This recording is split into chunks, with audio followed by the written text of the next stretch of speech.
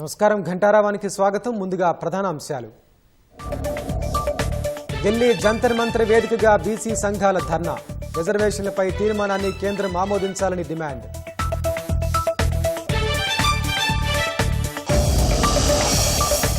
హెచ్సీయూలో ఆగని విద్యార్థులు అధ్యాపకుల ఆందోళనలు.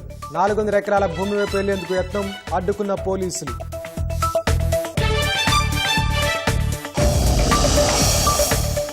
కాంగ్రెస్ ఇష్టారీతిన పర్యావరణాన్ని ధ్వంసం చేస్తోందన్న ఈటెల. భూముల రక్షణలో విద్యార్థులకు అండగా ఉంటామని వెల్లడి.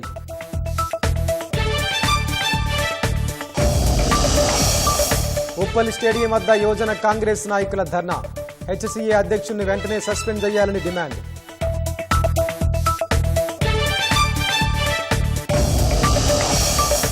అమెరికా ఉత్పత్తులపై సుంకాలు ఎత్తివేసిన ఇజ్రాయిల్. ఇరు దేశాల మధ్య సంబంధాల బలోపేతం కోసమని వెల్లడి.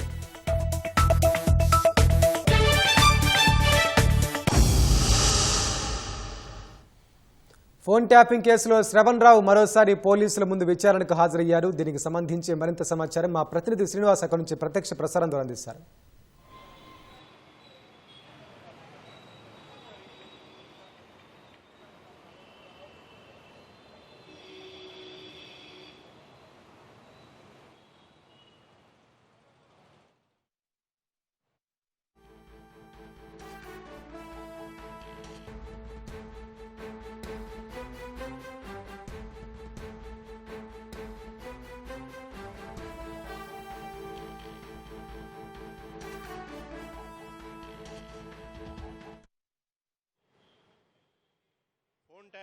ఫోన్ ట్యాపింగ్ వ్యవహారంలో జూబ్లీ హిల్స్ పోలీస్ స్టేషన్లో మరోసారి సిట్ ఎదుట ఈ కేసులో నిందితుడు శ్రవణ్ రావు హాజరయ్యారు. కొద్దిసేపటి క్రితమే ఆయన జూబ్లీ హిల్స్ పోలీస్ స్టేషన్కు చేరుకున్నారు. ఆయనకు పోలీసులు రెండవసారి నోటీసులు జారీ చేయడంతో ఇవాళ ఆయనను విచారణకు హాజరు కమ్మన్నారు.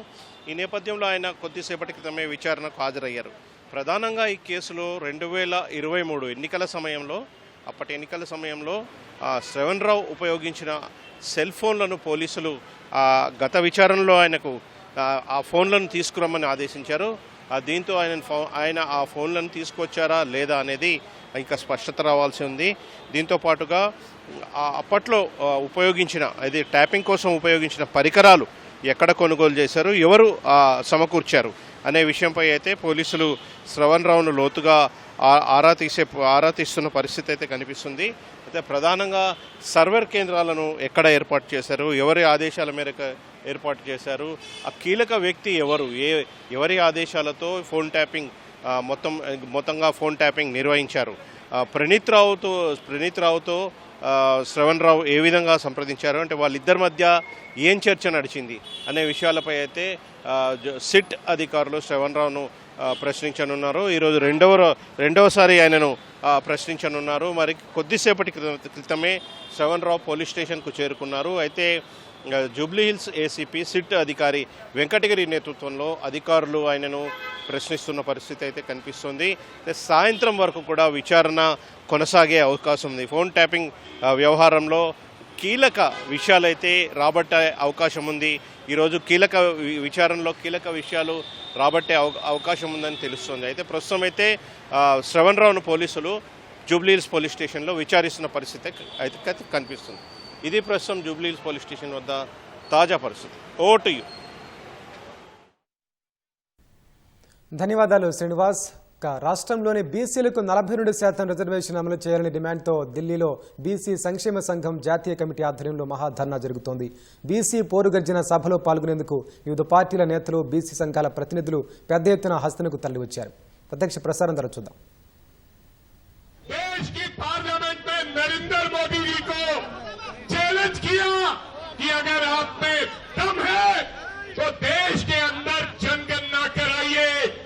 और जितनी हिस्सेदारी है उसके हिसाब से उनको बनता हक दे। लेकिन एक लौता व्यक्ति जिन्होंने 14 महीनों में जनगणना करके ये बता दिया कि किसकी कितने हिस्सेदारी, आज ओबीसी की कितने हिस्सेदारी तेलंगाना के अंदर है, तो हमारा मानना है कि इसी प्रकार के पूरे देश में होना चाहिए। जब देश का बजट बनता है, राहुल गांधी कहते हैं बजट बिना बनाने वाले वो लोग जिनकी जनसंख्या, जिनकी आबादी केवल 2-4% है, लेकिन जिनके लिए बजट होता है उनका बजट केवल 2%, 4% वाले लोग बढ़ाते हैं। उनका कहना था कि बजट उनको बनाना चाहिए, जितनी जितनी हिस्सेदारी है उतना उनको बजट में हक मिलना चाहिए। और केवल रेवंत रेड्डी साहब, मैं पंजाब से आता हूं और मैं दिल की गहराइयों से आपका धन्यवाद सिर झुका के करना चाहता हूं। न केवल आपने जनगणना की, आपने कैबिनेट में फैसला कर दिया कि चाहे कॉरपोरेशन हो चाहे कहीं और हो, सबको उतनी हिस्सेदारी मिलेगी जितनी जनगणना है, जितनी परसेंटेज है। मैं ज्यादा समय न लेते हुए आज वक्फ बोर्ड पर बिल पेश करना है। 12 बजे व्हिप जारी हुआ है। मैं दोबारा फिर दिल की गहराइयों से धन्यवाद देना चाहता हूं और एक आखिर में कहना चाहता हूं, चाहे पंजाब और तेलंगाना बहुत दूर का काम है, लेकिन जब कभी भी हमें जरूरत पड़ी पंजाब के लोगों को, देश के किसी हिस्से में किसी व्यक्ति को, तो आपके मुख्यमंत्री ने आगे होकर अपने फर्जों को निभाने का काम किया है। आपका बहुत बहुत धन्यवाद। जय हिंद, जय भारत और जय तेलंगाना, जय Telangana. Thank you sir, thank you sir. చాలా అద్భుతంగా మాట్లాడారు. మండల్, ఈ దేశంలో మండల్ ఉద్యమం జరిగితే ఇగో మీరు ఇతర మహిళలు ఇబ్బంది పెడుతున్నారు భయ్. ఇగో యాదగిరన్న కొంచెం బ్యాక్ అడ్డ జరుగురా, మహిళలు నిలబెడుతున్నారు. రవీంద్రన్న కొద్దిగా ఇట్లా పైకి రా, కానీ జరుగురు కొద్దిగా. వాళ్ళు సీఎం గారు కనపడతలేరని లొల్లి పెడుతున్నారు. కూర్చొని వస్తారు లాస్ట్ లో అందరు కలిసి.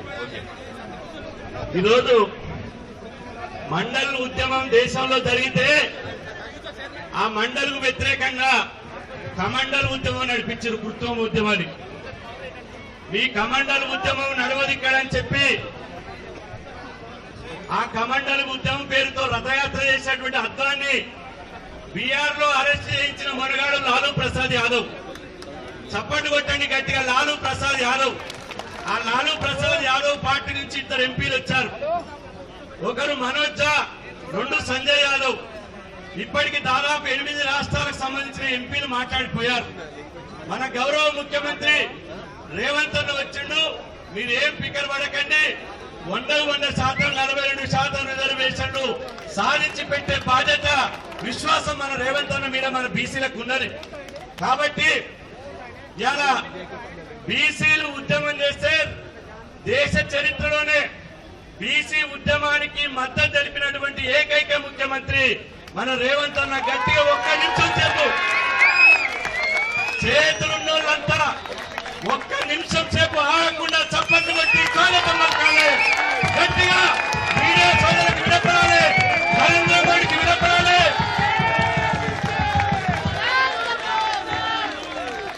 Thank you. పార్లమెంట్ సభ్యులకు ఒక బిల్లు ఉన్నది కాబట్టి పోవాల్సిన అవసరం ఉన్నది. కాబట్టి అందరూ ఎంపీలతోనే మాట్లాడిపిస్తున్నారు అనుకోవద్దు. వాళ్ళు పోగానే మిగతా మిత్రులు ముఖ్యమైన తోటి 3 మాట్లాడించాక మన అన్న రేవంత్ అన్న మాట్లాడతారు.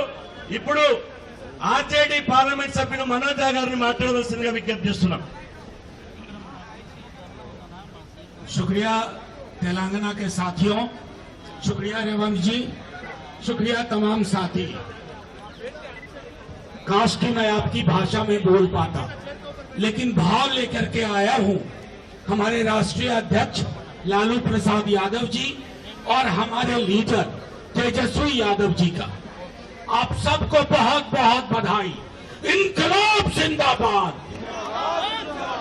इनकलाब जिंदाबाद। ये इनकलाब है जो फैसला तेलंगाना की सरकार ने किया है। ये इनकलाब का आगाज है। बिहार में तेजस्वी यादव ने जब 2.25 साल वो सरकार में थे, हमने जातिगत सर्वेक्षण कराया और उसके आधार पर 65% आरक्षण की व्यवस्था लेके आए। लेकिन ऊपर बैठे लोग, मोदी जी और फिर नीतीश जी पलट गए और उन्होंने संविधान की 9वीं अनुसूची में इसको शामिल नहीं किया।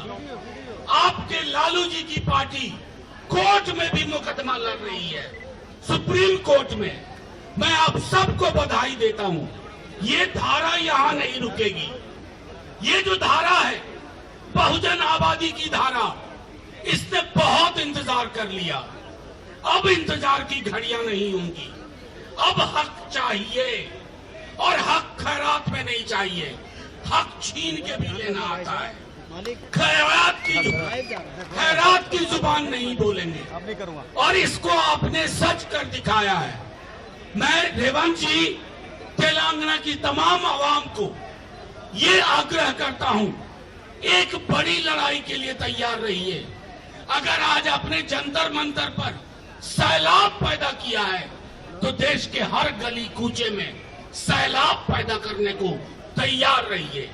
बस इतना ही सॉलिडारिटी में आपके साथ कहना है।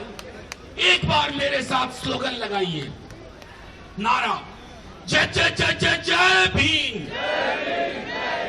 जय जय जय जय जय भीम, जय जय जय जय जय भीम, इनकलाब जिंदाबाद, इनकलाब जिंदाबाद, इनकलाब जिंदाबाद, जय तेलंगाना। धन्यवाद sir, thank you so much for your valuable speech.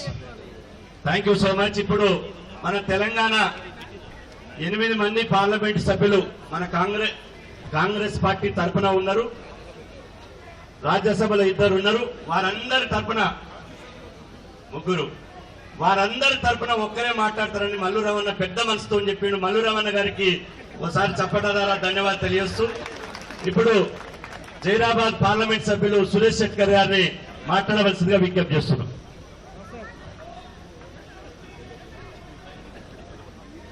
ఈరోజు ఢిల్లీలో జంతర్ మంతర్ ధర్నా చౌక్ లో మరి మన తెలంగాణలో మన ప్రియతమ ముఖ్యమంత్రి రేవంత్ రెడ్డి గారు అసెంబ్లీలో పాస్ చేసిన 42% బీసీ రిజర్వేషన్ బిల్లును మరి ఢిల్లీ వరకు తీసుకుని వచ్చి, అయ్యా మోదీ గారు మరి ఈ బిల్లును ఆమోదించండి చెప్పడానికి ఈరోజు ధర్నా చేస్తా ఉన్నాం. ముఖ్యంగా ఈరోజు మా పెద్ద ఎత్తున మా బీసీ అధ్యక్షులతో పాటు మంత్రులు, ఎమ్మెల్యేలు, ఎమ్మెల్సీలు, మా ఎంపీస్ అందరూ కూడా, మీ అందరూ కూడా బీసీ సంఘాల నాయకులు, యువకులు పెద్ద ఎత్తున ఈరోజు హాజరైనందుకు ప్రత్యేకంగా మీకు అందరికి ధన్యవాదాలు. మరి ఇది ఒక చరిత్రాత్మకమైన బిల్లు.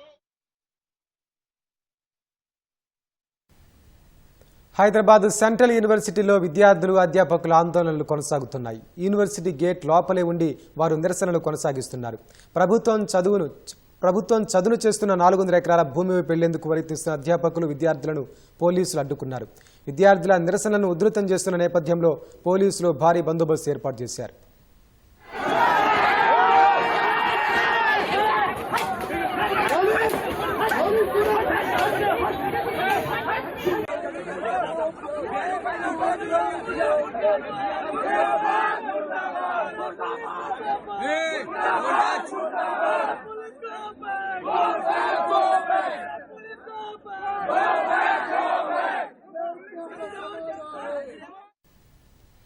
హెచ్సి వద్ద తాజా పరిస్థితిని మా ప్రతినిధి నాగార్జున అక్కడి నుంచి ప్రత్యక్ష ప్రసారం ద్వారా అందిస్తారు.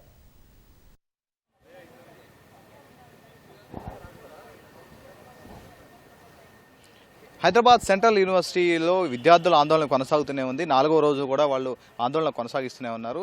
కొద్దిసేపటి వరకు కూడా ఇక్కడ విద్యార్థులతో నిన్న వరకు విద్యార్థులు ఆందోళనలో పాల్గొన్నారు.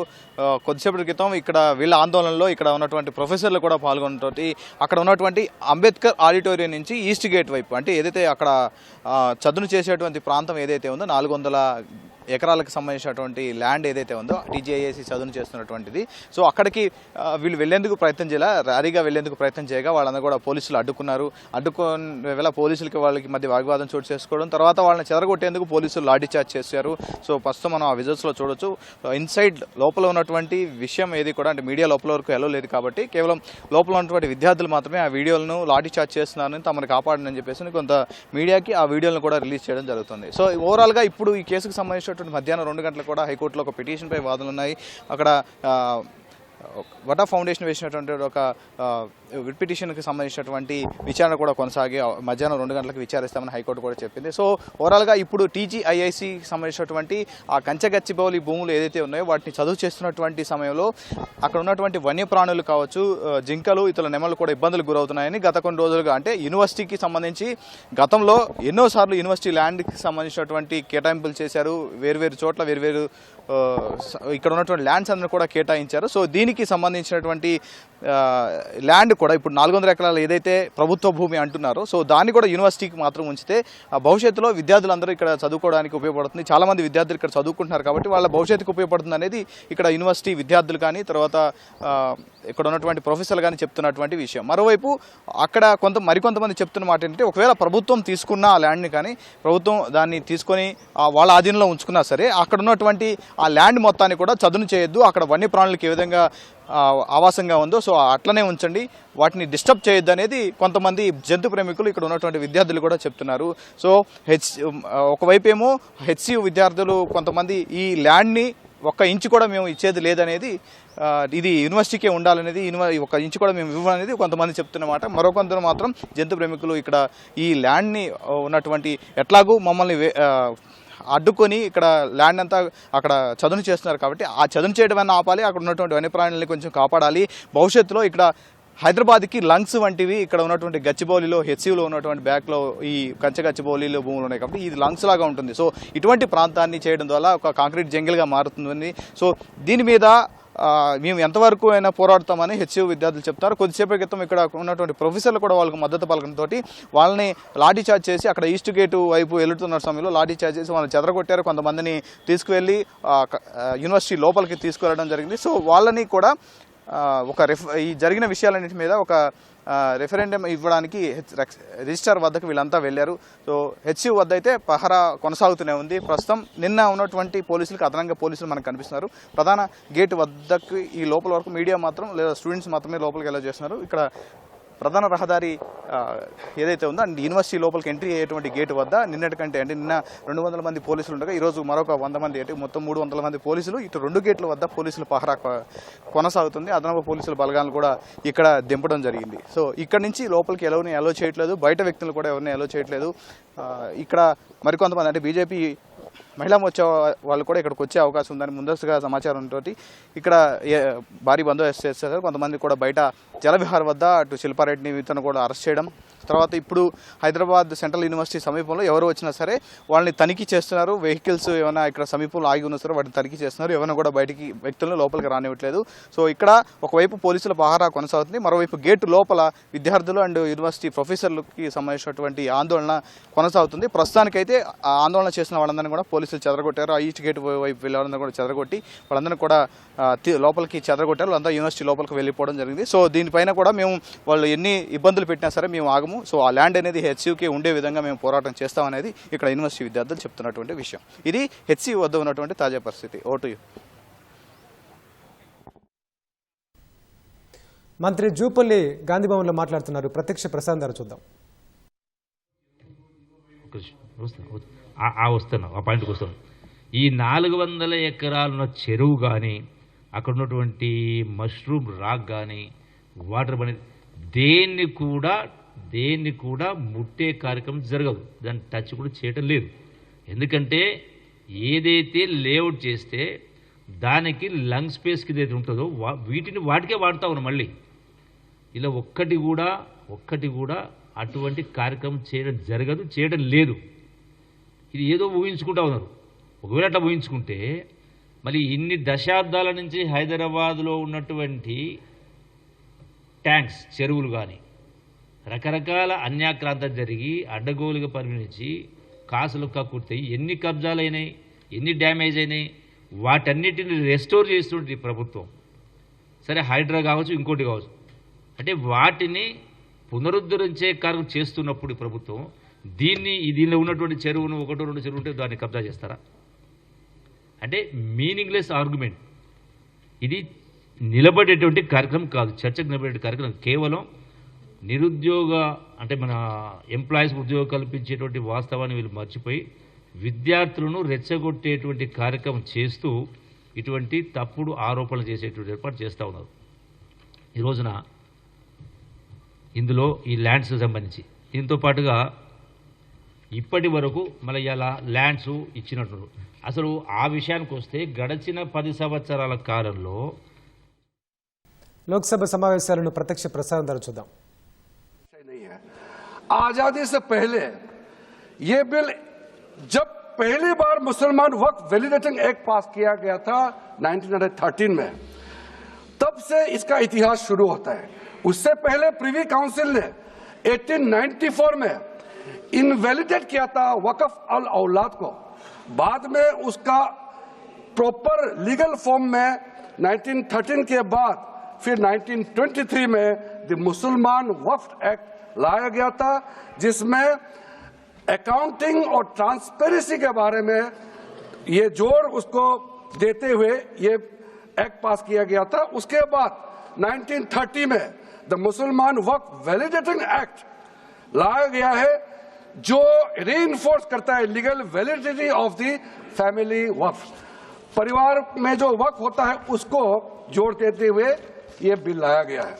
उसके बाद आजादी के बाद 1954 में 1954 में वक्फ एक्ट पहली बार आजाद भारत का एक्ट बनी और उस समय स्टेट वक्फ बोर्ड का भी प्रावधान उसी 1954 एक्ट में प्रावधान किया गया था. उस समय से लेकर के कई संशोधन के साथ में 1995 में व्यापक रूप से ये वक्फ एक्ट बनी है. तो उस समय किसी ने नहीं कहा कि ये एक्ट अनकॉन्स्टिट्यूशनल है, किसी ने नहीं कहा उस समय ये अनलॉफुल है. आज जब हम उसी बिल को सुधार के ला रहे हैं तब आपको ये अनकॉन्स्टिट्यूशनल अनलॉफुल का ये शब्द इस्तेमाल करने का आपको ये नौबत कैसे आया, ये सोच क्यों आया? अगर आप सच्चे दिल से सोचते और मन साफ होते तो आप तर्क पे जाते. इस संशोधन बिल में जो जो तर्क है आप उसमें बात कीजिए. आप उसको छोड़ के जो कोई लेना देना नहीं है बिल में, उसका बात आप लेकर के लोगों को गुमराह करने का बरगलाने का काम जो किया है उसको मैं शुरू में साफ करना चाहता हूं. अध्यक्ष महोदय जी, 1995 में ट्राइब्यूनल का पहला व्यवस्था किया गया है ताकि वक्फ बोर्ड का कोई भी निर्णय किसी को अगर पसंद नहीं है या उसको चैलेंज करना चाहता है तो वक्फ ट्राइब्यूनल वहां आप जा सकते हैं. उसका प्रावधान पहले बार हुए हैं और उस समय यह भी फैसला हुआ कि 5 लाख से ज्यादा आमदनी किसी वक्फ प्रॉपर्टी में है उसके लिए सरकार एग्जीक्यूटिव ऑफिसर्स अपॉइंट किया जाएगा. ये भी 1995 में शुरुआत की है. अध्यक्ष महोदय जी, ये आज एक ट्रिगर पॉइंट क्यों हुआ है? ये अमेंडमेंट बिल लाने का आवश्यकता सबसे ज्यादा शुरुआत कहां से हुई?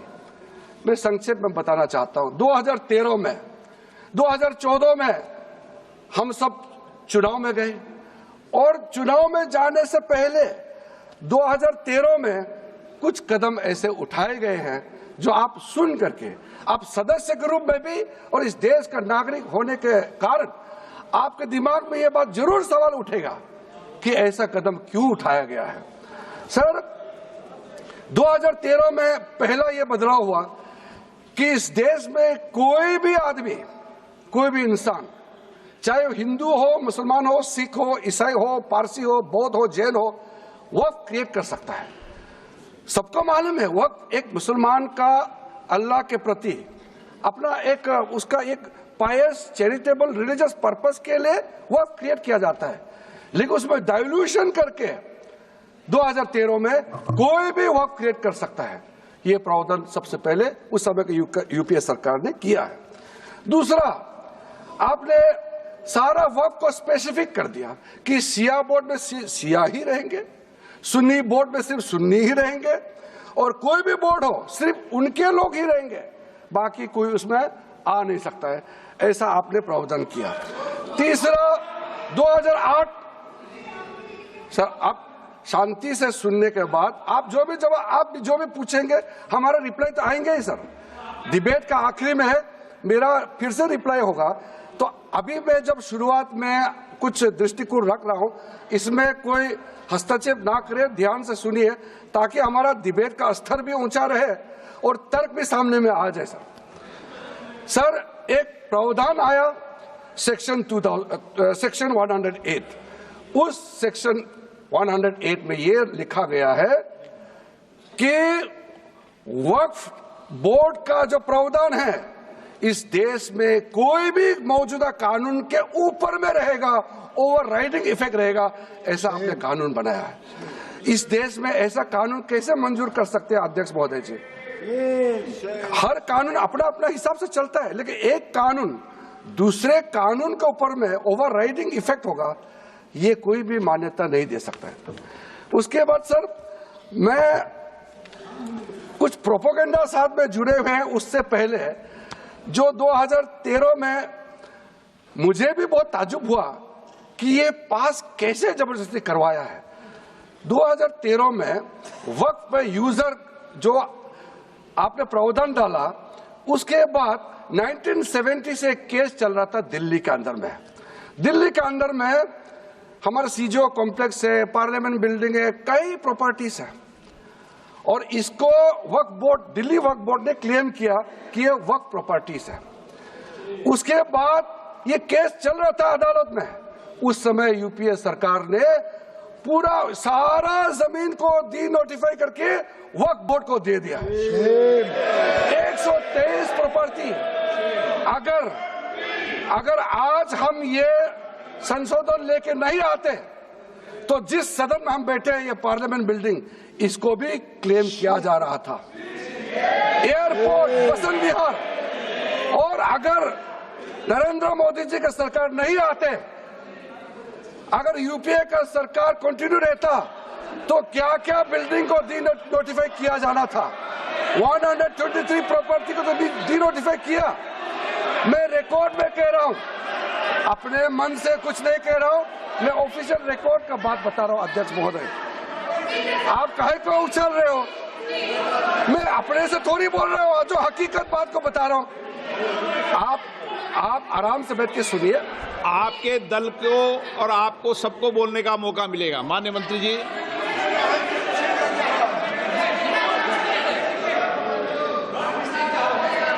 सर, मैं फिर से कह रहा हूं, मैं एक शब्द अपने ओर से नहीं कह रहा हूं। जो घटना है, जो हकीकत है, यही कह रहा हूं। इनको इसमें इतना उछालने का, उत्तेजित होने का कोई मतलब ही नहीं है सर। अध्यक्ष महोदय,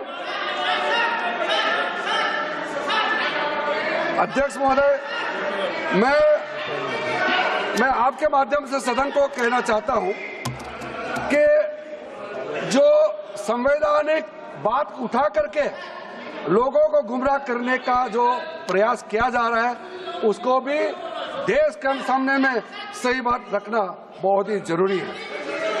एक बात बार बार इन लोगों ने कहा गया है कि ये जो वक्फ अमेंडमेंट बिल है, ये आर्टिकल 25, आर्टिकल 26, आर्टिकल 30 का उल्लंघन करता है करके इन्होंने इल्जाम लगाया। पढ़ चुका हूं, आप पढ़ लो।